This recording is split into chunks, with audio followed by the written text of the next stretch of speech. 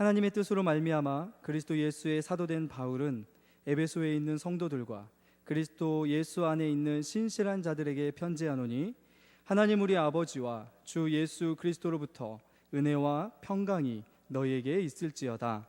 찬송하리로다. 하나님 곧 우리 주 예수 그리스도의 아버지께서 그리스도 안에서 하늘에 속한 모든 신령한 복을 우리에게 주시되, 곧 창세 전에 그리스도 안에서 우리를 택하사 우리로 사랑 안에서 그 앞에 거룩하고 흠이 없게 하시려고 그 기쁘신 뜻대로 우리를 예정하사 예수 그리스도로 말미암아 자기 아들들이 되게 하셨으니, 이는 그가 사랑하시는 자 안에서 우리에게 거저 주시는 바 그의 은혜의 영광을 찬송하게 하려는 것이라. 할렐루야. 네, 우리 옆에 있는 교우들과 함께 인사하겠습니다. 하나님을 찬송합시다. 네, 우리 예배 말씀 듣기 전에 우리 하나님께 영광의 박수를 한번 크게 올려드리고 시작할까요? 네. 또 다른 목적도 있습니다. 졸지 마시라고요. 네. 오늘 제목만 보시면 찬송에 관한 말씀이라고 착각하실 텐데 사실은 좀 다릅니다. 아이들과 함께 차를 타고 다니다가 아이들 들으라고 이제 찬송 CD를 틀거든요. 그런데 이전에 느껴보지 못했던 새로운 경험들을 많이 합니다. 그 중에 하나가 무엇이냐면 아이들 찬양이 정말 좋다는 것이죠. 그런데 제가 그 아이들 데리고 다니면서 찬양을 듣다가 하나님께 참 많이 이렇게 울었던 적이 있습니다.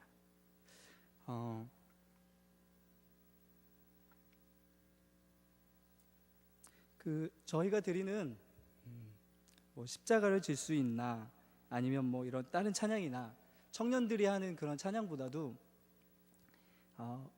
제가 가지고 있는 제 아이들을 위한 CD 중에 이런 찬양이 있습니다. 사랑하며 살래요 예수님처럼.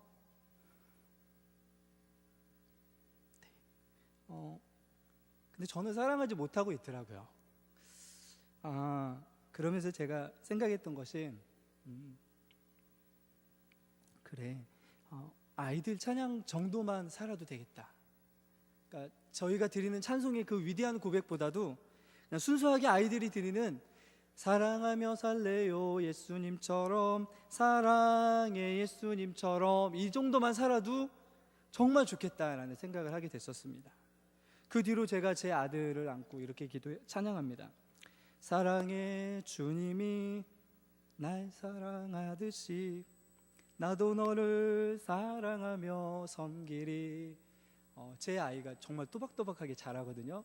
2살짜리가 제가 사랑해 그러면 제 2살짜리가 주님이 이렇게 하면 여기까지 갑니다. 제가 이렇게 안고 찬양하는 이유가 있습니다. 제 힘으로 제 아이들을 키울 수 없다는 걸 너무 뼈저리게 느꼈기 때문입니다. 그래서 이렇게 기도하면서 하는 찬양이죠. 하나님, 주님의 사랑 더 주셔서 제가 이 아이를 더 사랑하게 해주십시오. 찬송이 뭘까요?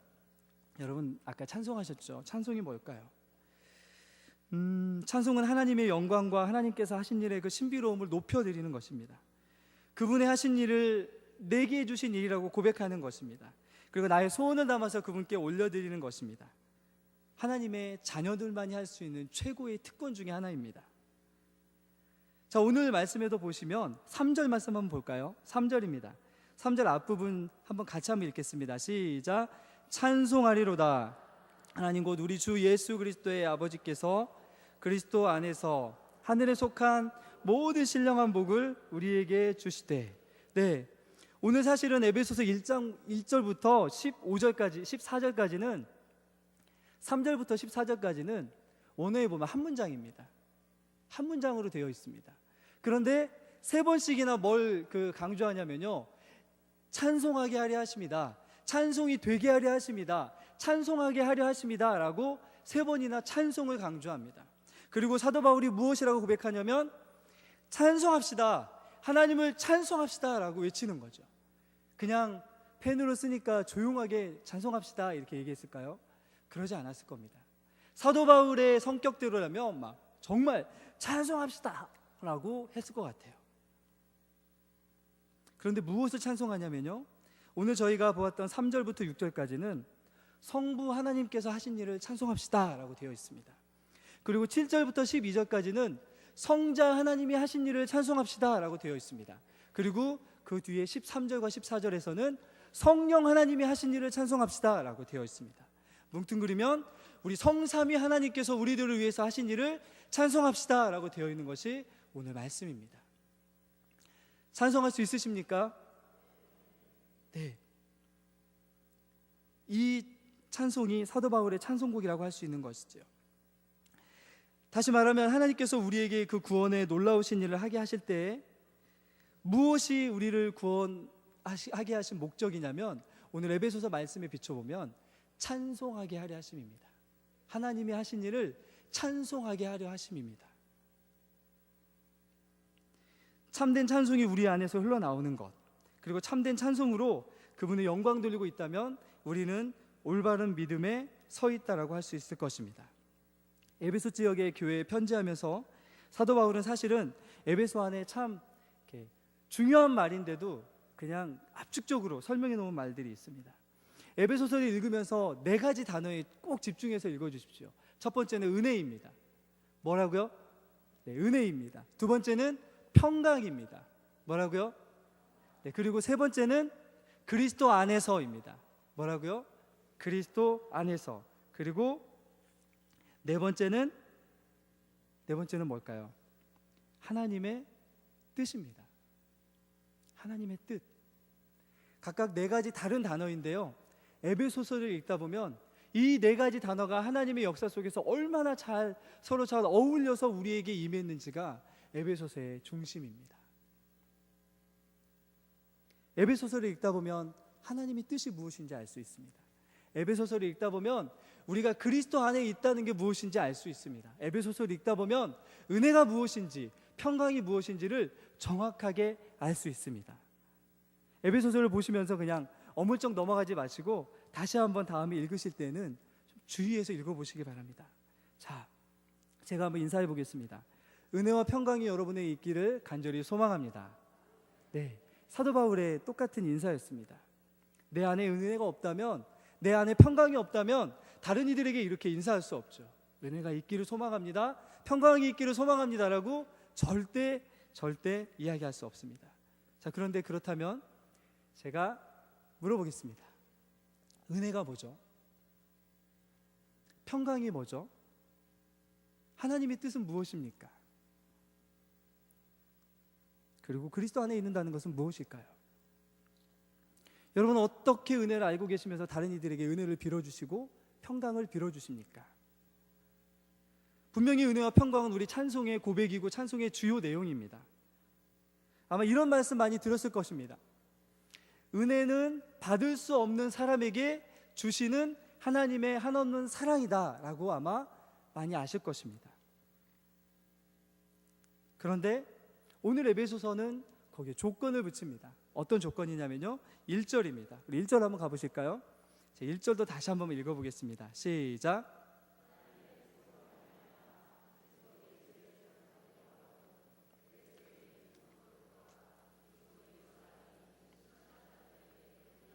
네, 에베소서에서 이야기하는 은혜에 대해서 제가 다시 한번 이야기 드리겠습니다. 하나님의 뜻이 내 삶에서 이루어지는 것, 그것이 바로 은혜입니다. 하나님의 뜻이 내 삶에서 이루어지는 것 자체가 바로 은혜입니다. 은혜 누리시기를 원하십니까? 은혜가 우리 삶에 임하시기를 원하십니까? 그렇다면 하나님의 뜻이 무엇인지를 알아야 됩니다.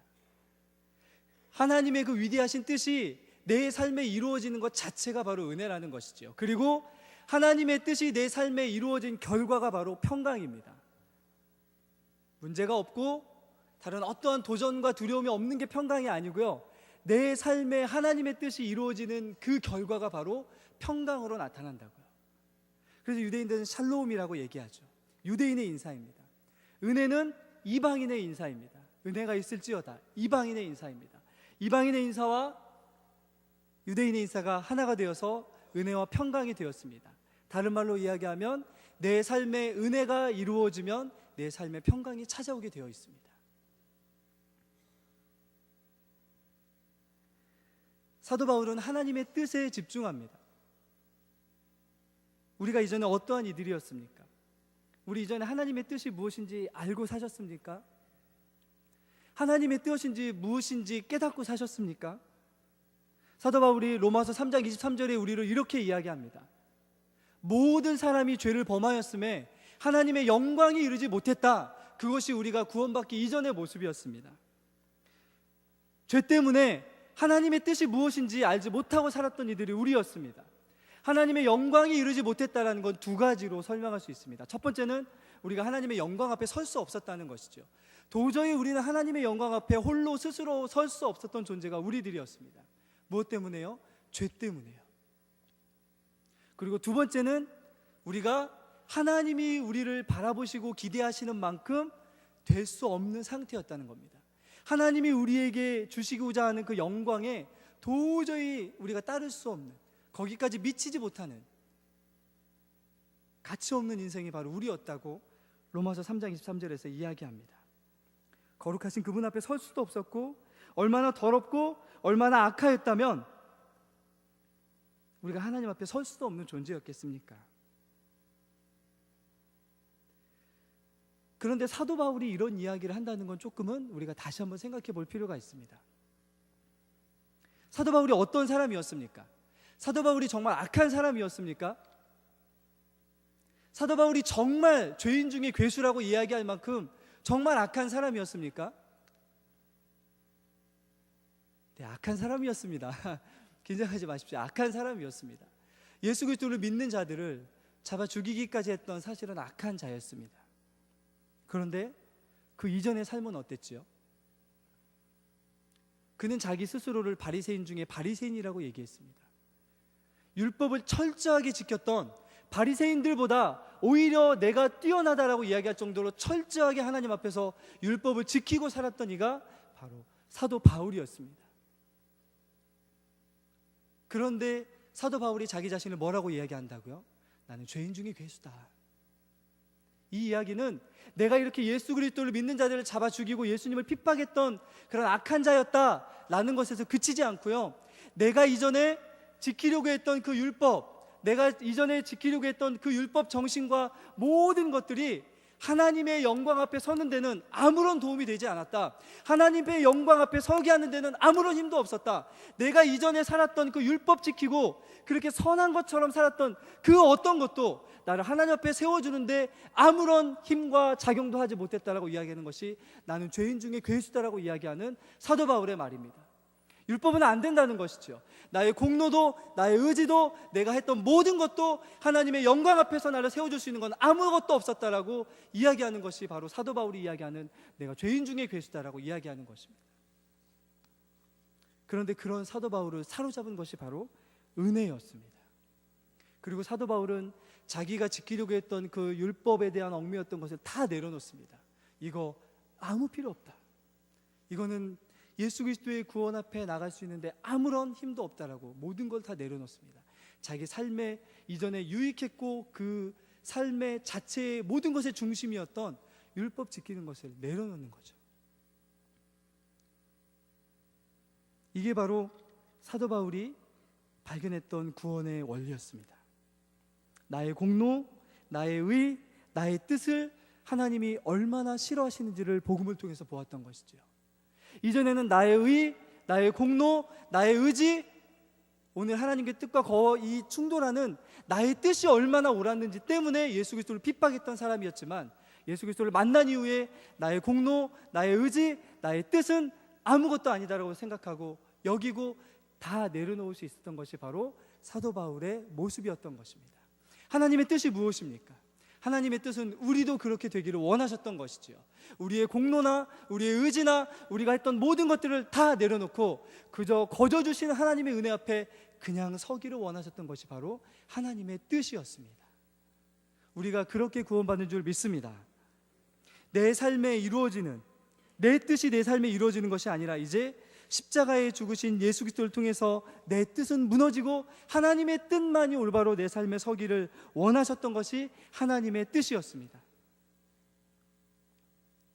이것이 바로 은혜다는 거죠. 죄인의 괴수로 하나님의 영광 앞에 가지 못했을 때에는 사도 바울은 자기 뜻만 주장했던 사람이었습니다.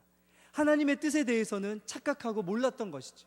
그런데 구원받고 나서 사도 바울이 고백하는 이것이 은혜다라고 이야기하는 것은 그 하나님의 은혜를 이제 자기의 삶 속에 품고 살아갈 수 있게 된 것이지요. 이게 바로 예수 믿는 자들에게 주시고자 하시는 하나님의 복입니다. 나를 쫓아갔던 삶에서 유턴해서 하나님의 뜻을 쫓아갈 수 있는 자로 만들어주시는 것, 이것이 바로 하나님이 구원 안에서 우리에게 주시고자 하시는 가장 큰 복임을 믿습니다. 이전에 우리는 하나님의 발꿈치 근처에도 가지 못했던 죄인들이었습니다. 그런데 사도 바울의 말씀을 통해서 오늘 은혜가 드러나는 것이죠. 하나님의 뜻이 우리 안에서 이루어진다고요. 그것이 은혜라고 이야기합니다. 그 은혜가 이루어지는 삶이 바로 평강의 삶이라고 우리에게 이야기하고 있습니다. 저는 우리 서문교회 안에 이 은혜와 평강이 가득하기를 간절히 소망합니다. 하나님의 뜻만이 임하는 곳, 하나님의 그 주신 은혜만이 통치하는 곳, 그리고 그 통치 때문에 이곳에 평강이 임하는 곳, 그것이 바로 교회입니다. 그래서 그것을 찬송할 수 있는 것이죠. 우리에게 주신 개인적인 은혜도 있지만 이 은혜 찬송하는 것입니다. 하늘에 계신 우리 아버지여, 이름이 거룩히 여김을 받으시오며 나라의 임하옵시며 뜻이 하늘에서 이루어진 것 같이 이 땅에서도 이루어지기를 기도하는 것이 바로 교회입니다. 내 뜻 구하는 것이 교회가 아니고요. 하나님의 뜻이 이루어지는 곳에 질서가 세워지고요, 하나님의 뜻이 이루어지는 곳에 은혜가 편만하고요, 하나님의 뜻이 이루어지는 곳에 말씀이 흥황하게 되어 있습니다. 제가 어제 저희 아이 노는 놀이방을 잠깐 보면서 이런 생각을 해보게 됐습니다. 저희 아내는 계속해서 치웁니다. 아이가 어지러워 놓으면 계속해서 치웁니다. 장난감이 막 온 방에 가득해 있더라고요. 그런데 제 아내는 치웁니다. 밤에는 깨끗해요. 근데 아침과 낮이 되면 다시 지저분해지더라고요. 저와 아내가 제 아들에게 왜 장난감을 사줬을까요? 제 아이가 그걸 치울 것이라고 생각하고 사줬을까요? 아니면 잘 놀았으면 좋겠다라고 사줬을까요? 네. 그렇지만 정말 제대로 된 부모라면 잘 놀기만을 바랍니까? 한 가지 더 바라는 게 있죠. 그 장난감을 통해서 뭔가를 얻기를 원하는 거죠. 우리 아이가 정리정돈을 잘하는 아이가 되었으면 좋겠다. 우리 아이가 이걸 통해서 손재주가 좀 뛰어난 아이가 되었으면 좋겠다. 우리 아이가 이걸 통해서 두뇌가 좀 개발되었으면 좋겠다라고 생각하고 장난감을 사줍니다. 여러분 그러셨죠? 그냥 애가 뗐으니까 어쩔 수 없이 가서 사주셨습니까? 물론 그런 적도 있죠. 장난감 안에 뜻이 담겨 있다고요. 그냥 어지럽게 재미있게 노는 것 수준은 아이의 수준입니다. 하나님이 우리에게 주신 은혜와 평강을 그저 누리는 데에만 급급한다면 그건 아이의 수준입니다. 하지만 우리에게 주신 그 구원의 은혜와 복 안에 하나님이 뜻을 담아두셨다고요. 하나님이 뜻을 담아두셨다고요. 하나님은 그 뜻을 알기를 소망하십니다. 그 뜻대로 살아가게 된다면 저희 아이도 언젠가는 자기 장난감을 정리하겠죠. 그리고 그 방이 깨끗해질 것입니다. 교회가 바로 그런 곳입니다. 하나님의 뜻 때문에 하나님의 뜻이 서서 정돈되고 질서가 잡히고 영적인 세계 안에서 새롭게 살아가는 사람들이 살아가는 곳, 그것이 바로 교회인 것이죠. 하나님이 우리를 교회로 불러주신 것, 그래서 찬송할 수 있는 것이죠. 그런데 만약 하나님의 뜻이 외면당하고 아이들이 고집 피우는 것처럼 자기 고집과 자기의 유익과 자기의 만족과 자기가 원하는 것만 하려고 한다면 아이들이 자고 나서도 어지러워져 있는 장난감 방처럼 교회는 어지러워질 수밖에 없습니다. 우리가 기도해야 될 것이 있습니다. 항상 기도하지만 이 하나님의 뜻이 올바로 이 교회 위에 서도록, 그분의 뜻이 우리를 통치하도록 날마다 깨어 기도하시는 여러분 되시기를 간절히 축원합니다. 자, 그렇다면 하나님의 뜻이 있습니다. 여러분 아마 속으로 알지만 어렵습니다 라고 얘기할 수 있을 것 같아요. 그런데 우리가 정말 우리의 뜻을 다 내려놓고 하나님의 뜻에 굴복할 수 있는 이유가 오늘 말씀에 담겨 있습니다. 우리 4절인데요. 4절 말씀을 같이 읽도록 하겠습니다. 시작.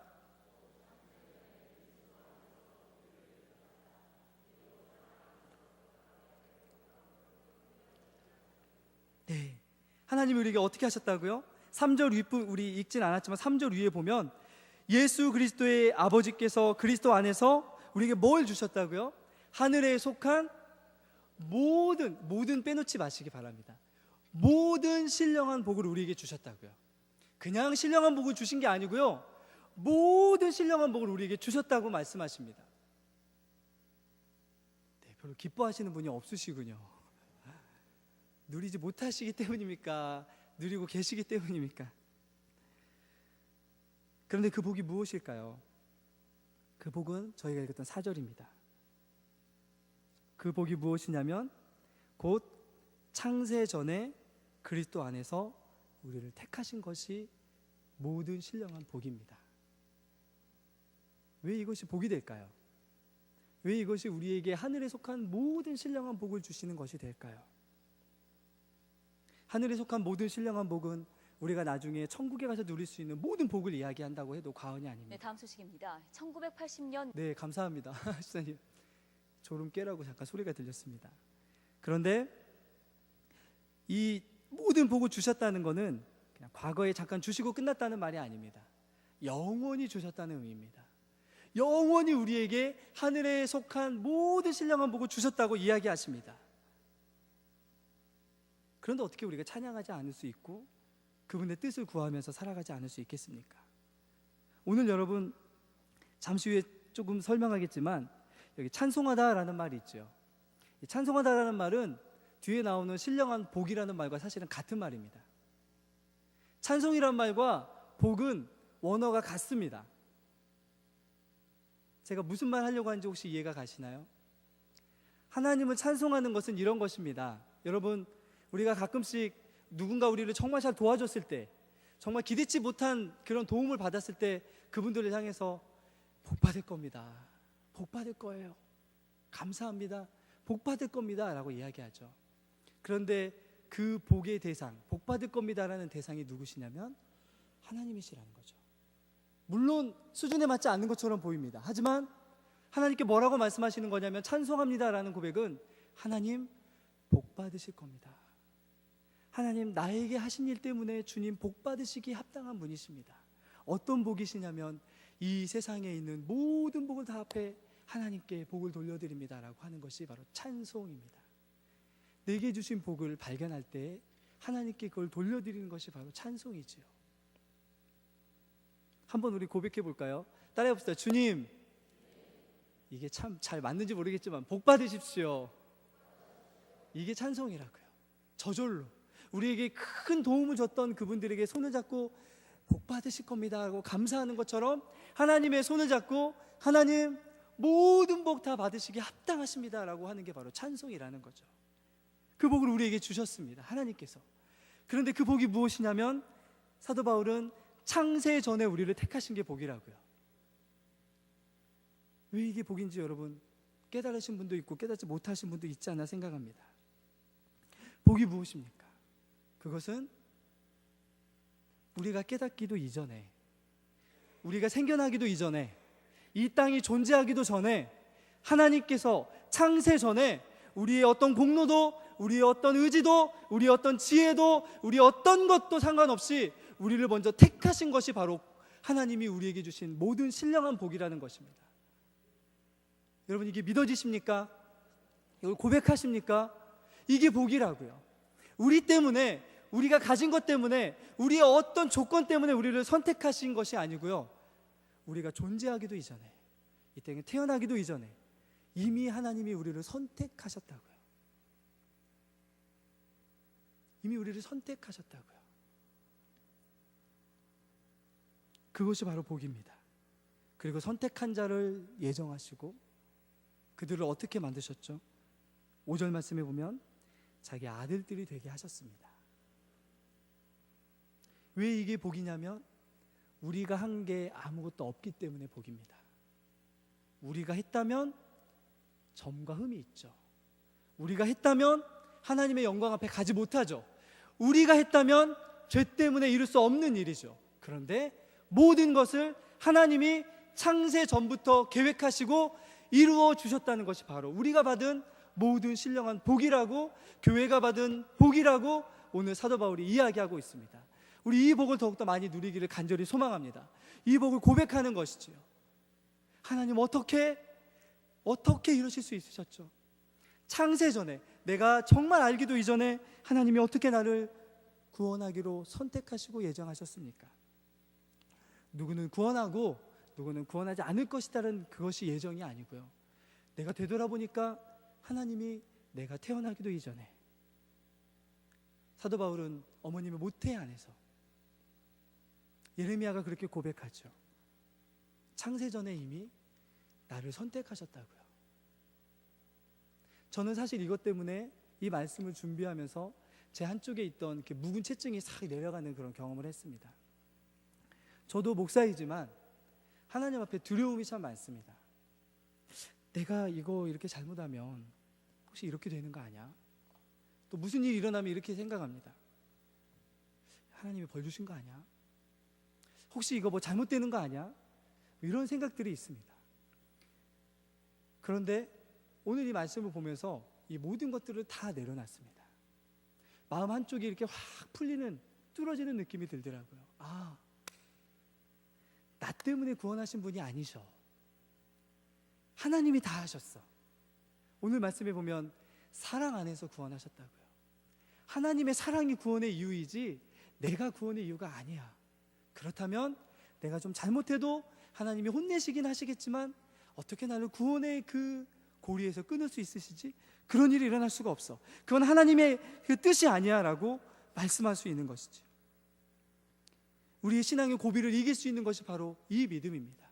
그래서 사도 바울이 로마서 8장 38절에서 39절에 이렇게 고백합니다. 내가 확신하노니 사망이나 생명이나 천사들이나 권세자들이나 현재일이나 장래일이나 능력이나 높음이나 깊음이나 다른 어떤 피조물이라도 우리를 우리 주 예수 그리스도 안에 있는 하나님의 사랑에서 끊을 수 없다라고 고백하는 거죠. 왜 그러냐면 구원의 모든 것은 하나님께서 하셨기 때문입니다. 그게 하나님이 우리에게 주신 복입니다. 창세전에 우리를 선택하셔서 여기까지 오게 하신 게 바로 복입니다. 다른 복보다 우월합니다. 사도 바울은 내가 가진 모든 지식의 고상함을 이 지식 아는 것 때문에 배설물로 여기고 다 내려놨다고 고백했습니다. 아무리 좋은 복도 이 복보다 크지 못합니다. 하나님이 하셨다고요. 그렇기 때문에 우리가 하나님을 찬송할 수 있는 것입니다. 교회는 이 찬송을 드리는 공동체입니다. 다른 어떤 많은 복들도 있지만 우리가 이 자리에서 하나님을 예배하고 그 안에 찬송할 수 있는 이유는 이 복을 누리기 때문입니다. 그런데 가끔씩 보면 이 복을 누리지 못하는 분들이 있더라고요. 다른 것 찾아 헤매시는 분들이 있더라고요. 하나님은 이렇게 놀라운 일을 이미 행하여 주셨는데 다른 것 붙잡고 예수님께 가려고 하시는 모습들이 있더라고요. 다 내려놓기를 간절히 축원합니다. 내려놓으셔도 됩니다. 하나님이 이미 하셨습니다. 하나님이 우리 창세전에 이미 우리를 선택하셨다고요. 그래서 우리가 나 같은 죄인을 살려주신 하나님의 은혜를 찬송할 수 있는 것이죠. 로마서 5장 8절 말씀만 보고 오늘 예배를 좀 빨리 끝내달라고 해서 마치도록 하겠습니다. 로마서 5장 8절 말씀 한번 외워보자고 하시면 잘 못 외우시겠죠. 우리가 아직 죄인 되었을 때 그리스도께서 우리를 위하여 죽으심으로 하나님께서 우리에게 대한 자기의 사랑을 확증하셨다고요. 하나님이 창세전에 우리를 택하신 그 사랑을 누구를 통해서 우리에게 확증하셨냐면 예수 그리스도 그분의 아들을 통해서 확증하여 주셨습니다. 확증이 무엇입니까? 내가 너희들을 이만큼 사랑해서 선택하였다라는 것을 예수 그리스도 그분의 아들을 죽이면서 우리에게 확증하셨다고요. 보여주셨다고요. 입증하셨다고요. 그게 바로 하나님이 하신 일입니다. 우리가 노래하고 우리가 찬송해야 될 내용, 대상이 바로 이것입니다. 그게 복이라고요. 그것이 우리에게 이루어지는 것이 하나님의 뜻이었고요, 그렇게 찬송할 수 있는 사람이 되어가는 것이 하나님의 뜻이고, 그것이 은혜이고, 그 찬송이 우리에게 울려 퍼질 때 진정한 평안이 우리에게 찾아온 증거가 되는 것이죠. 사랑은 모든 두려움을 쫓는다고 이야기합니다. 여러분, 혹시 하나님 앞에 두렵게 살아가고 계십니까? 다 버리시기 바랍니다. 죄 때문에 두려워할 수 있을지 모르지만 구원에 대해서는 두려워하지 마시고 모든 것을 다 쫓아내는 그 하나님의 사랑 앞에 이제 그 복을 누리면서 살아가시는 우리 모든 성도들 되시기를 예수 그리스도 이름으로 간절히 축원합니다.